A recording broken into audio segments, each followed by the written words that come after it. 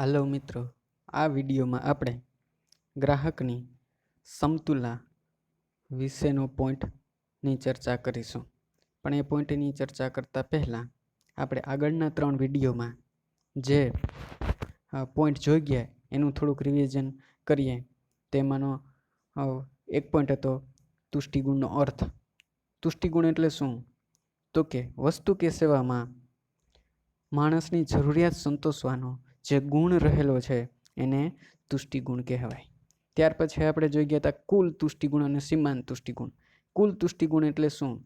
તો કે કોઈ એક સમયે અમુક વસ્તુના જુદા જુદા એકમોમાંથી ગ્રાહકે મેળવેલા તુષ્ટિગુણના સરવાળો એટલે કુલ તુષ્ટિગુણ. સીમાંત તુષ્ટિગુણ એટલે શું?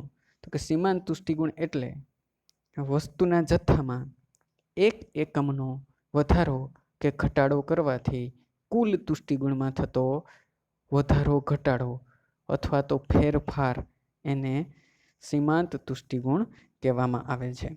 એને તુષ્ટિગુણની આપણે કેટલીક ધારણાઓ જોઈ ગયા હતા કે માનવી બુદ્ધિપૂર્વક વર્તે છે, તુષ્ટિગુણને સંખ્યામાં માપી શકાય છે, સીમાંત તુષ્ટિગુણ ઘટતો જાય છે, તુષ્ટિગુણને નાણાંમાં માપી શકાય છે, નાણાંનો સીમાંત તુષ્ટિગુણ સ્થિર રહે છે, કોઈ એક વસ્તુની માંગ અન્ય વસ્તુની માંગથી સ્વતંત્ર છે, વસ્તુ વિભાજ્યક્ષમ છે, અન્ય બધા પરિબળો સ્થિર રહે છે. ત્યાર પછી આપણે ઘટતા સીમાંત તુષ્ટિગુણનો નિયમ જોઈ ગયા હતા. તો ઘટતા સીમાંત તુષ્ટિગુણનો નિયમ એટલે શું? તો કે ગ્રાહક જેમ જેમ કોઈ એક વસ્તુનો વધુને વધુ વપરાશ કે ઉપભોગ કરે છે તેમ તેમ વધારાના એકમમાંથી મળતો સીમાંત તુષ્ટિગુણ ઘટતો જાય છે. તેને ઘટતા સીમાંત તુષ્ટિગુણનો નિયમ કહેવામાં આવે છે. એની પણ કેટલીક ધારણાઓ આપણે જોઈ ગયા હતા કે વસ્તુના એકમો છે એ યોગ્ય કદના હોવા જોઈએ, એકમો એક સરખા હોવા જોઈએ, વસ્તુ સામાન્ય પ્રકારની હોવી જોઈએ, વસ્તુ વિભાજ્યક્ષમ હોવી જોઈએ, વસ્તુના એકમની એક સરખી કિંમત હોવી જોઈએ, ઉપભોગ એક જ સમયે થવો જોઈએ અને અન્ય બધા પરિબળો સ્થિર રહેવા જોઈએ. ત્યાર પછી આપણે એક પોઈન્ટ એવો જોઈ ગયા હતા સીમાંત તુષ્ટિગુણ શા માટે ઘટે છે. તો આપણે એના 2 કારણો જોઈ ગયા હતા. એક વસ્તુ એકબીજાની સંપૂર્ણ અવેજી હોતી નથી અને અમુક સમયે અમુક જરૂરિયાત સંતોષી શકાય છે. આ ઘટતા સીમાંત તુષ્ટિગુણના નિયમના કેટલાક અપવાદો હતા કે દારૂના ઉપયોગને આ નિયમ લાગુ પડતો નથી, કંજૂસ માણસનું વર્તન, પ્રાચીન વસ્તુઓનો સંગ્રહ, જ્ઞાન પીપાસા, આ 4 છે એ ઘટતા સીમાંત તુષ્ટિગુણના નિયમના અપવાદો હતા. પરંતુ વાસ્તવમાં આ અપવાદો સાચા અપવાદો નથી, કારણ કે એમાં તુષ્ટિગુણના નિયમની જે ધારણાઓ કરવામાં આવેલી છે એ બધી જ ધારણાઓનું પાલન થતું નથી. એટલા માટે એ નિયમ છે એ અપવાદો છે એ સાચા અપવાદો નથી. ત્યાર પછી આપણે નિયમની ટીકા જોઈ ગયા હતા. તો કે તુષ્ટિગુણને સંખ્યામાં માપી શકાતો નથી. આ નિયમની અંદર ઘણી બધી અવાસ્તવિક ધારણાઓ કરવામાં આવેલી છે. નાણાંનો તુષ્ટિગુણ સ્થિર રહેતો નથી, ટકાઉ વસ્તુને આ નિયમ લાગુ પડતો નથી. અને ત્યાર પછી આપણે નિયમનું મહત્વ જોઈ ગયા હતા. તો એ નિયમના મહત્વની અંદર બુદ્ધિપૂર્વક વર્તનાર ગ્રાહકને એના વર્તનને આ નિયમ સમજાવી શકે છે. આ નિયમ છે એ મોટાભાગની વસ્તુમાં જોવા મળે છે, એટલે કે સાર્વત્રિક નિયમ છે. મૂલ્યનો વિરોધાભાસ આ નિયમ દ્વારા સમજાવી શકાય છે. કરવેરા અને જાહેર ખર્ચની નીતિમાં આ નિયમ માર્ગદર્શન પૂરું પાડે છે. કિંમત ઘટાડી અને વેચાણ વધારવાની નીતિમાં ઉત્પાદકને આ નિયમ માર્ગદર્શન પૂરું પાડે છે. માંગ રેખાનો ઢાળ શા માટે ઋણ હોય છે એની સમજૂતી આપે છે અને ગ્રાહકના અધિક સંતોષના નિયમને સમજાવે છે. આજે આપણે ગ્રાહકની સમતુલા જોઈશું.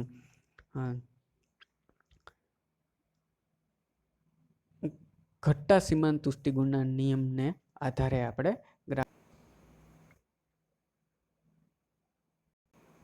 ઘટતા સીમાંત તુષ્ટિગુણના નિયમને આધારે ગ્રાહકની સમતુલા એક વસ્તુ મોડલ.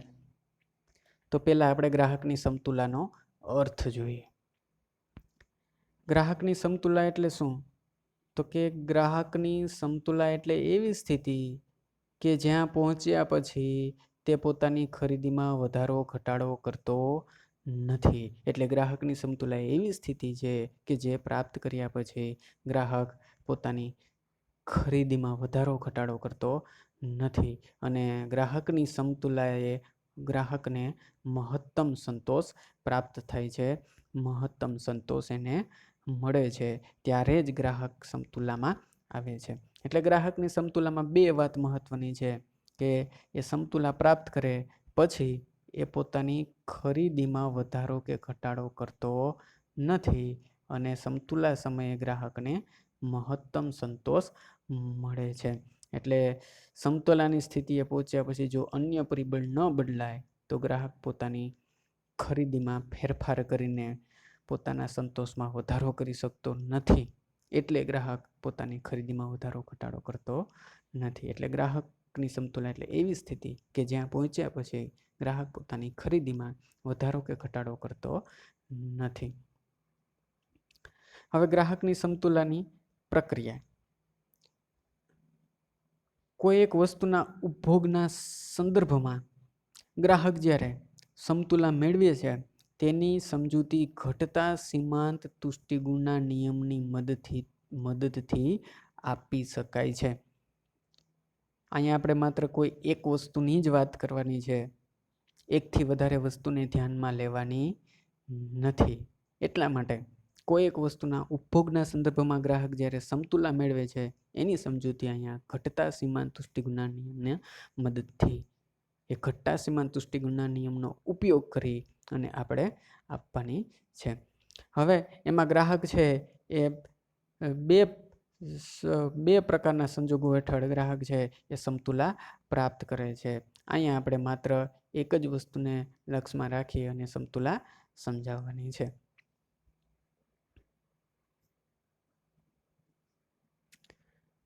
હવે અહીંયા બે પરિસ્થિતિને ધ્યાનમાં રાખી. વસ્તુ એક જ છે અહીંયા, પણ પરિસ્થિતિ બે છે.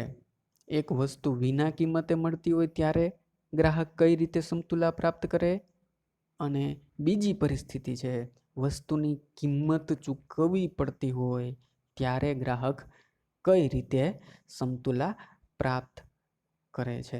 ધ્યાન રાખજો મિત્રો, અહીંયા બે બાબતો અલગ અલગ છે. વસ્તુ એક જ છે અને પરિસ્થિતિ આપણી સામે બે છે. અહીંયા એક વસ્તુને ધ્યાનમાં રાખીને ગ્રાહકની સમતુલા સમજાવવાની છે, પણ એની અંદર પાછી બે પરિસ્થિતિ છે. એક વસ્તુ વિના કિંમતે મળતી હોય ત્યારે ગ્રાહક કઈ રીતે સમતુલા પ્રાપ્ત કરે, અને વસ્તુની કિંમત ચૂકવવી પડતી હોય ત્યારે ગ્રાહક કઈ રીતે સમતુલા પ્રાપ્ત કરે. તો પહેલા આપણે વસ્તુ વિના કિંમતે મળતી હોય ત્યારે ગ્રાહક કઈ રીતે સમતુલા પ્રાપ્ત કરે એની સમજૂતી મેળવીએ. તો સૌથી પ્રથમ એની સમજૂતી મેળવતા પહેલા એના વિશેની કેટલીક ધારણાઓ કરવામાં આવેલી છે અને એ ધારણાઓ જોઈએ. હવે તમને ખ્યાલ છે મિત્રો, ધારણાઓ એટલે શું? તો કે ધારણાઓ પ્રમાણેની પરિસ્થિતિ હોય તો જ કોઈ પણ સિદ્ધાંત કે કોઈ પણ નિયમ કામ કરે છે. જો ધારણા પ્રમાણેની પરિસ્થિતિ ન હોય તો નિયમ કે સિદ્ધાંત વ્યવહારમાં લાગુ પાડી શકાતો નથી. એટલે અહીંયા કેટલીક ધારણાઓ કરવામાં આવેલી છે. એ ધારણાની અંદર પહેલી ધારણા છે ગ્રાહક બુદ્ધિપૂર્વક વર્તે છે. અને ગ્રાહક બુદ્ધિપૂર્વક વર્તતો હોવાને કારણે હંમેશા એ પોતાનો સંતોષ મહત્તમ થાય એ જ રીતે વસ્તુની ખરીદી કરે છે અથવા તો એ વસ્તુનો ઉપભોગ કરે છે. બીજી ધારણા છે અહીંયા જે આગળ આપણે પેલો મેઇન પોઈન્ટ છે એ જ ધારણા છે કે વસ્તુની કોઈ કિંમત ચૂકવવી પડતી નથી. એ બીજી ધારણા છે. ત્રીજી ધારણા છે વસ્તુમાંથી મળતો તુષ્ટિગુણ એકમમાં માપી શકાય છે. તુષ્ટિગુણની ધારણા ટીકામાં આપણે જોઈ ગયા હતા કે તુષ્ટિગુણને એકમમાં માપી શકાતો નથી. આમ છતાં પણ અહીંયા ગ્રાહકની સમતુલાને સમજાવવા માટે થઈ અને અહીંયા વસ્તુમાંથી મળતો તુષ્ટિગુણ એકમમાં માપી શકાય છે એવી ધારણા કરવામાં આવેલી છે.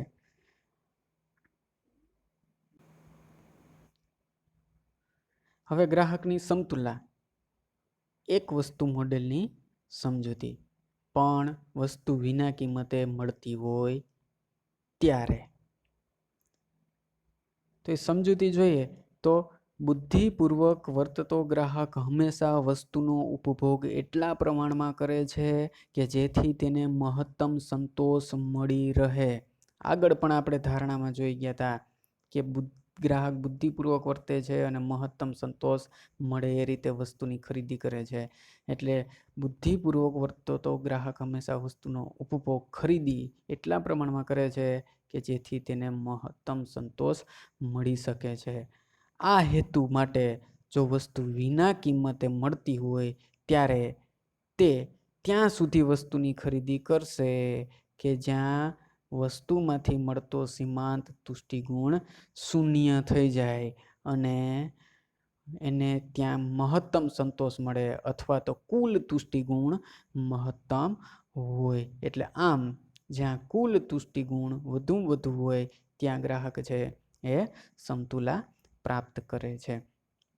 એટલે જ્યારે વસ્તુ વિના કિંમતે મળતી હોય છે ત્યારે ગ્રાહક છે એ એટલી વસ્તુની ખરીદી કરશે કે વસ્તુના છેલ્લા એકમમાંથી મળતો સીમાંત તુષ્ટિગુણ શૂન્ય થઈ જશે અને ત્યારે કુલ તુષ્ટિગુણ છે એ મહત્તમ હશે. કુલ તુષ્ટિગુણ અને સીમાંત તુષ્ટિગુણ વચ્ચેનો સંબંધ મિત્રો યાદ કરો. એમાં આપણે જોઈ ગયા હતા કે જ્યારે કુલ તુષ્ટિગુણ શૂન્ય હોય છે ત્યારે સીમાંત તુષ્ટિગુણ શૂન્ય હોય છે ત્યારે કુલ તુષ્ટિગુણ મહત્તમ હોય છે.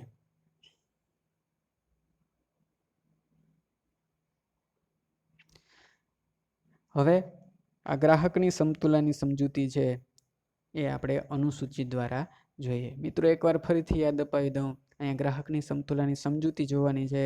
એમાં એક વસ્તુ મોડલ પર આધારિત છે અને એમાં પહેલી પરિસ્થિતિ આપણે જોઈએ છે કે વસ્તુ વિના કિંમતે મળતી હોય ત્યારે ગ્રાહક કઈ રીતે સમતુલા પ્રાપ્ત કરે. 3 ધારણા આપણે કરી ગયા. ગ્રાહક બુદ્ધિપૂર્વક વર્તે છે, પરિણામે મહત્તમ સંતોષ મળે એ રીતે વસ્તુની ખરીદી કરે છે, વસ્તુની કિંમત આપવી પડતી નથી અને વસ્તુમાંથી મળતો તુષ્ટિગુણ એકમમાં માપી શકાય છે. અને ક્યાં ગ્રાહક સમતુલા પ્રાપ્ત કરશે, ક્યાં સુધી વસ્તુની ખરીદી કરીને ગ્રાહક સમતુલા પ્રાપ્ત કરશે? તો કે જે વસ્તુના છેલ્લા એકમમાંથી મળતો સીમાંત તુષ્ટિગુણ શૂન્ય થઈ જશે ત્યાં સુધી એ વસ્તુની ખરીદી કરી અને ત્યાં એ સમતુલા પ્રાપ્ત કરશે. કારણ કે ત્યારે કુલ તુષ્ટિગુણ મહત્તમ હશે. આ જ વાતને આપણે અનુસૂચિ દ્વારા સમજીએ. અનુસૂચિની અંદર મિત્રો જોઈ શકો છો, પહેલી કોલમ છે એ વસ્તુના એકમો આપેલા છે. બીજી કોલમની અંદર સીમાંત તુષ્ટિગુણ એકમમાં આપેલો છે અને ત્રીજી કોલમની અંદર કુલ તુષ્ટિગુણ છે એ આપેલો છે. એકવાર ફરીથી એ જ વાત આવી કે ગ્રાહક છે એ બુદ્ધિપૂર્વક વર્તન કરતો હોય છે એટલા માટે એ હંમેશા એટલા પ્રમાણમાં જ વસ્તુની ખરીદી કરશે કે જ્યાં એનો સંતોષ મહત્તમ થશે. અને આવા સમયે જ્યારે વસ્તુની કિંમત વસ્તુ વિના કિંમતે મળતી હોય ત્યારે એ ક્યાં સુધી વસ્તુની ખરીદી કરશે? તો કે સીમાંત તુષ્ટિગુણ શૂન્ય થશે ત્યાં કુલ તુષ્ટિગુણ વધુમાં વધુ હશે ત્યાં સુધી એ વસ્તુની ખરીદી કરી અને સમતુલા પ્રાપ્ત કરશે. આપણી અનુસૂચિની અંદર આ વાત 5મા એકમે જોવા મળે છે. ગ્રાહક 5મા એકમની ખરીદી કરે છે ત્યારે સીમાંત તુષ્ટિગુણ શૂન્ય હોય છે અને કુલ તુષ્ટિગુણ મહત્તમ હોય છે. એટલા માટે ગ્રાહક આપણી અનુસૂચિમાં આપણા ઉદાહરણમાં 5મા એકમે સમતુલા પ્રાપ્ત કરશે. ચોથા એકમે સીમાંત તુષ્ટિગુણ 2 છે, કુલ તુષ્ટિગુણ 22 છે, પણ અહીંયા સીમાંત તુષ્ટિગુણ શૂન્ય નથી, 2 છે એટલે ગ્રાહક 5મા એકમની ખરીદી કરશે એટલે સીમાંત તુષ્ટિગુણ શૂન્ય થશે અને કુલ તુષ્ટિગુણ 22 થશે જે મહત્તમ છે. જો છઠ્ઠા ત્યાર પછી ત્યાંથી આગળ બીજો પોઈન્ટ જોઈએ તો અનુસૂચિમાં આપેલા આંકડા તપાસતા જણાય છે કે ગ્રાહક 5મા એકમનો વપરાશ કરીને સમતુલા પ્રાપ્ત કરશે.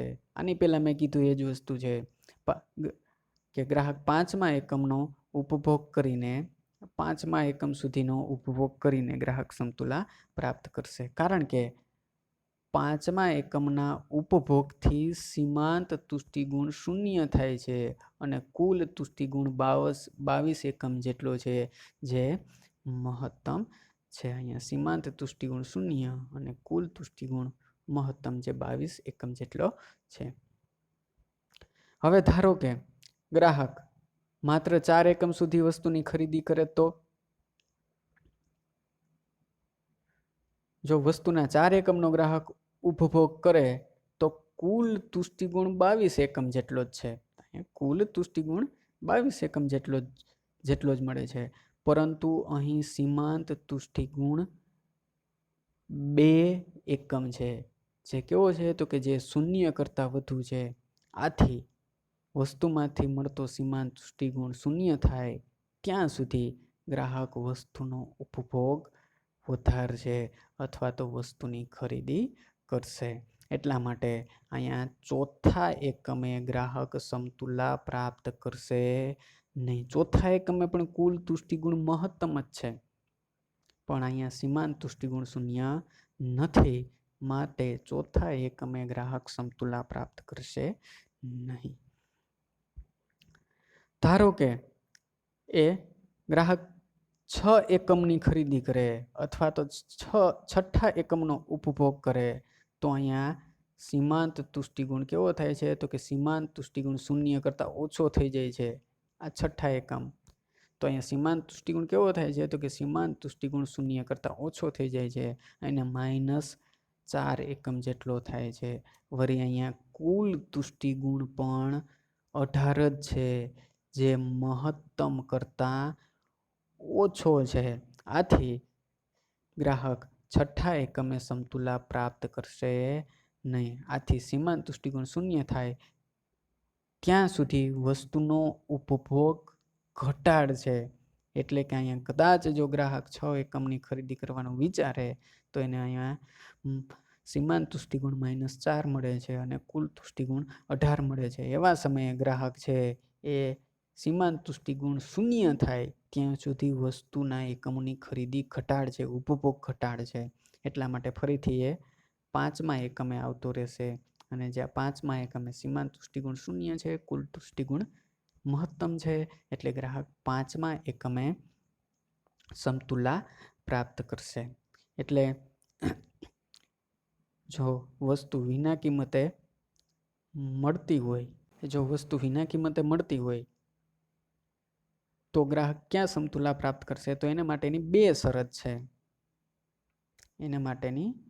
બે શરત છે કે સીમાંત તુષ્ટિગુણ 0 થવો જોઈએ અને કુલ તુષ્ટિગુણ મહત્તમ થવો જોઈએ.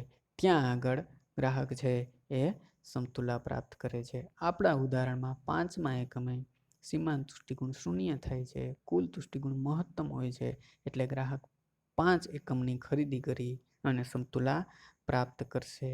એટલે કે ગ્રાહક 5 એકમથી વધુ પણ એકમની ખરીદી નહીં કરે અને 5 એકમથી ઓછા એકમની પણ ખરીદી નહીં કરે. સમતુલાનો અર્થ આપણે આગળ જ જોઈ ગયા હતા કે ગ્રાહકની સમતુલા એટલે એવી પરિસ્થિતિ કે જ્યાં પહોંચ્યા પછી ગ્રાહક પોતાની ખરીદીમાં વધારો ઘટાડો કરતો નથી.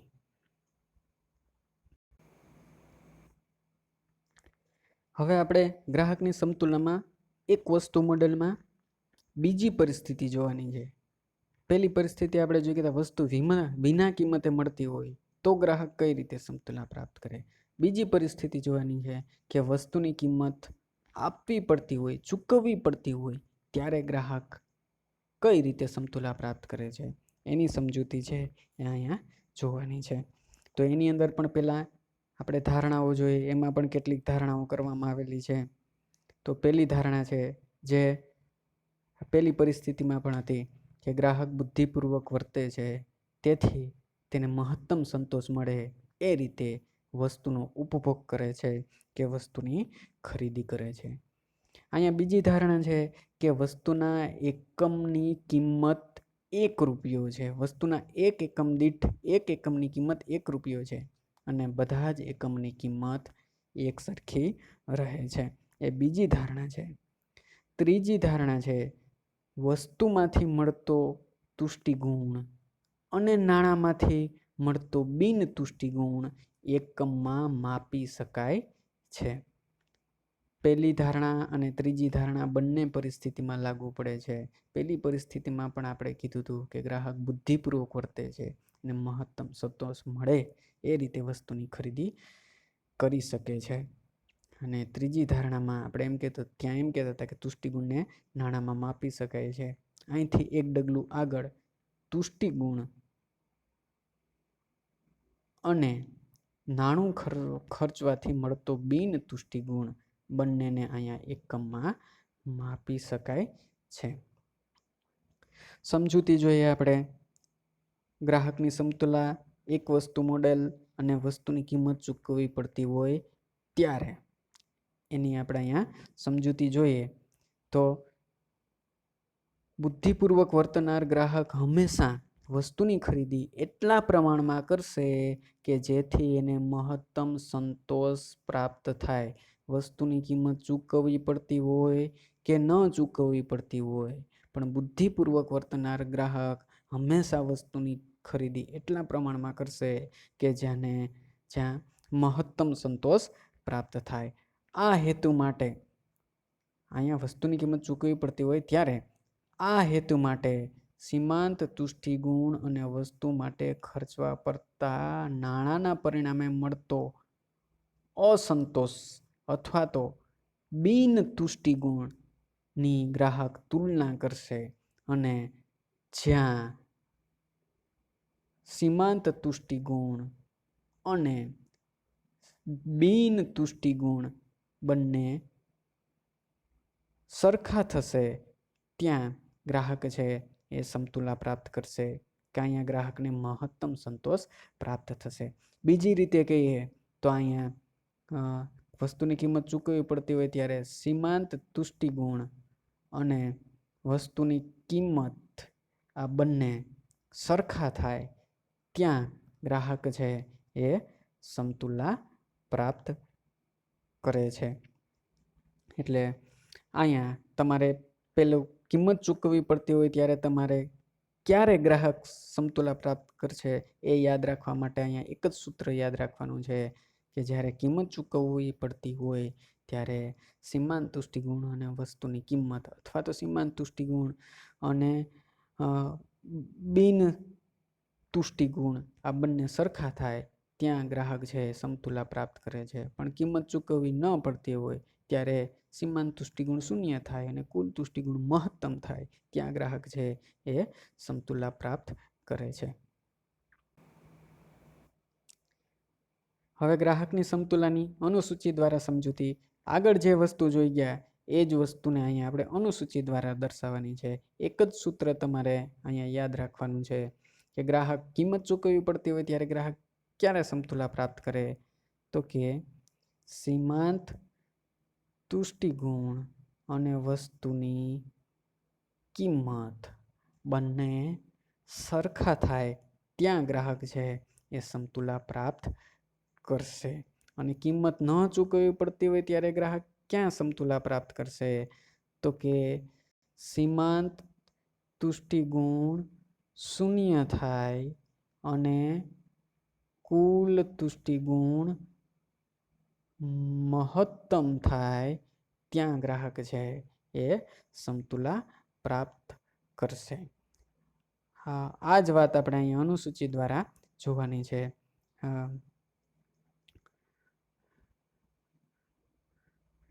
જોઈએ અનુસૂચિની અંદર પહેલી કોલમમાં વસ્તુના એકમો આપેલા છે, બીજી કોલમમાં સીમાંત તુષ્ટિગુણ આપેલો છે, ત્રીજી કોલમમાં કુલ તુષ્ટિગુણ આપેલો છે અને ચોથી કોલમમાં કિંમત ચૂકવવાથી મળતો બિન તુષ્ટિગુણ આપેલો છે અથવા તો અહીંયા વસ્તુની કિંમત આપેલી છે, તમે વસ્તુની કિંમત કહો કે વસ્તુની કિંમતને કારણે ઉદ્ભવતો બિન તુષ્ટિગુણ અસંતોષ કયો, અહીંયા બંને વસ્તુ એક જ છે. એટલે ચોથી કોલમમાં તમે કોઈ પણ કહી શકો, વસ્તુની કિંમત પણ કહી શકો, અથવા તો વસ્તુની કિંમતને કારણે ઉદ્ભવતો બિન તુષ્ટિગુણ પણ તમે કહી શકો. આ અનુસૂચિને આધારે આપણે આ વાત છે અહીંયા સમજાવવાની છે. જ્યારે ગ્રાહક વસ્તુનું એક એકમ ખરીદે છે, પહેલા એકમની આપણે વાત કરવાની છે. જ્યારે ગ્રાહક વસ્તુનું એક એકમ ખરીદે છે ત્યારે તેને તેમાંથી 10 એકમ જેટલો સીમાંત તુષ્ટિગુણ મળે છે. જ્યારે તેને માટે એ 1 રૂપિયો ખર્ચે છે, અથવા તો એની કિંમત છે એ પહેલા એકમની કિંમત છે એ 1 રૂપિયો છે, અથવા તો એને નાણાંમાંથી એને 1 એકમ જેટલો બિન તુષ્ટિગુણ મળે છે. એટલે અહીં બિન તુષ્ટિગુણ કરતાં અથવા તો વસ્તુની કિંમત કરતાં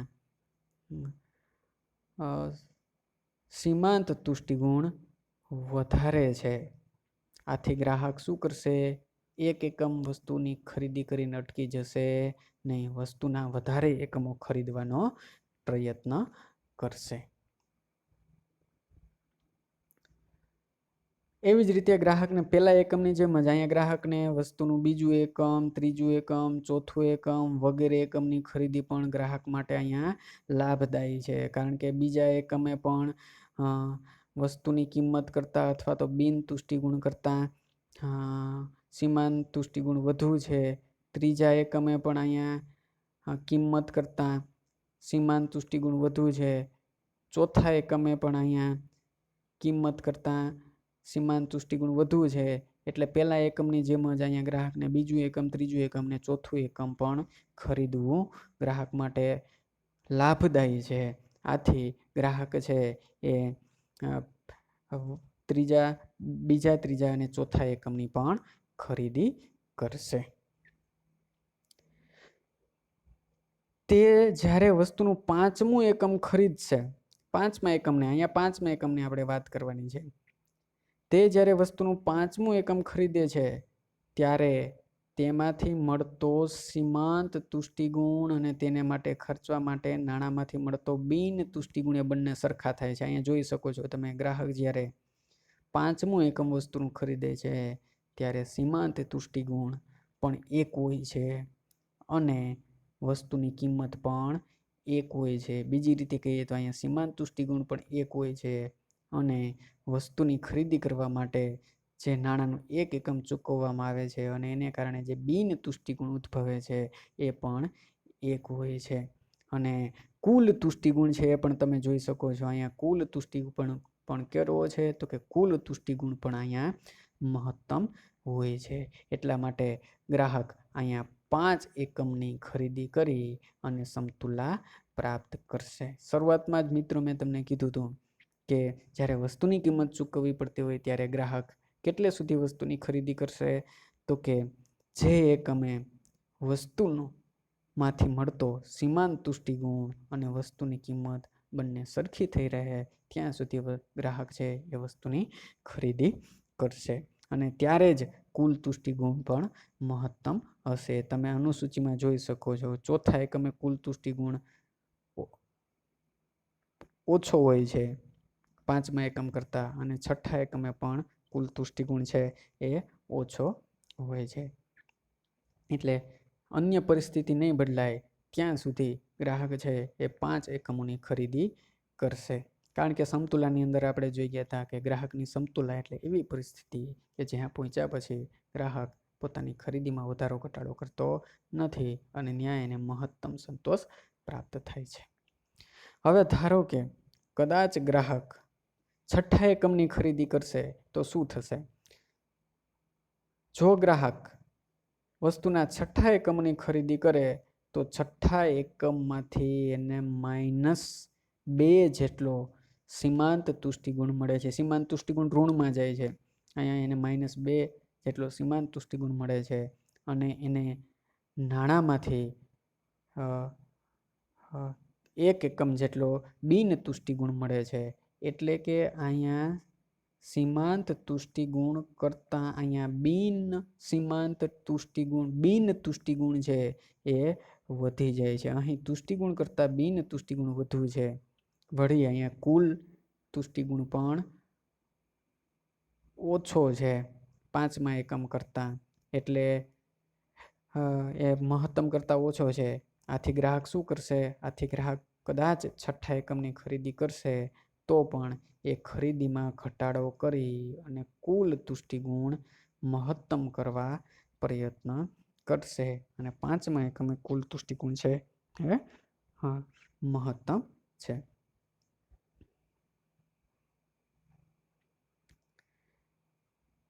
ધારો કે ગ્રાહક 4 એકમની ખરીદી કરે તો શું થાય? કેવી પરિસ્થિતિ ઊભી થાય? જો ગ્રાહક વસ્તુના 4 એકમની ખરીદી કરે તો ચોથા એકમમાંથી એને 2 એકમ અથવા તો 2 જેટલો સીમાંત તુષ્ટિગુણ મળે છે અને એને માટે ચૂકવાતા નાણાંમાંથી એને 1 એકમ જેટલો બિન તુષ્ટિગુણ એને મળે છે। અને એટલા માટે અહીંયા તુષ્ટિગુણ કરતાં બિન તુષ્ટિગુણ કરતાં અથવા તો વસ્તુની કિંમત કરતાં અહીંયા સીમાંત તુષ્ટિગુણ વધુ છે।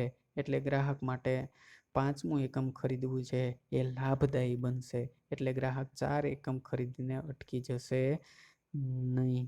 એટલે ગ્રાહક 5 એકમ ખરીદીને જ અટકી જશે અને સમતુલા પ્રાપ્ત કરશે। એટલે ઉપરોક્ત વિશ્લેષણ ઉપરથી સ્પષ્ટ થાય છે કે જ્યારે વસ્તુની કિંમત ચૂકવવાની હોય ત્યારે એક વસ્તુમાંથી મળતો સીમાંત તુષ્ટિગુણ અને તેના માટે ખર્ચાતા નાણાંમાંથી મળતો બિન તુષ્ટિગુણ આ બંને સરખા થાય છે